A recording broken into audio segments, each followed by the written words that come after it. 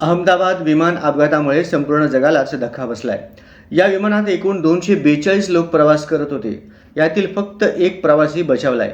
दरम्यान take off केल्यानंतर पुढच्याच काही मिनिटात हा विमान एका इमारतीवर आदळला. त्यानंतर या विमानाचा स्फोट झाला. दरम्यान आता या अपघातानंतर एका महिला ज्योतिषीचं भविष्य खरं ठरल्याचं बोललं जात आहे. या महिला ज्योतिषीने काही दिवसांपूर्वीच या अपघाताचं भाकीत केलं होतं. मिळालेल्या माहितीनुसार एअर इंडिया विमान वाहतूक कंपनीच्या फ्लाईट 171 या विमानाचा अपघात झाला. नियोजित वेळेला उड्डाण घेतल्यानंतर पुढच्याच काही मिनिटात हे विमान खाली कोसळले.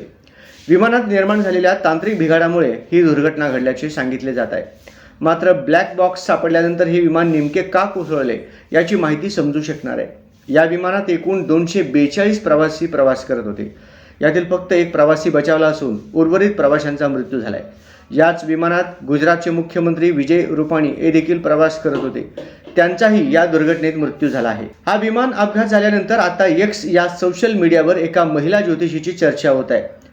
ॲट्रो शर्मिष्ठा असे या महिला ज्योतिषीचे नाव आहे. या महिलेने 5 जून रोजी एक ट्विट केलं होतं. या ट्विटमध्ये महिला ज्योतिषीने मोठा विमान अपघात होणार असल्याचं भाकीत केलं होतं.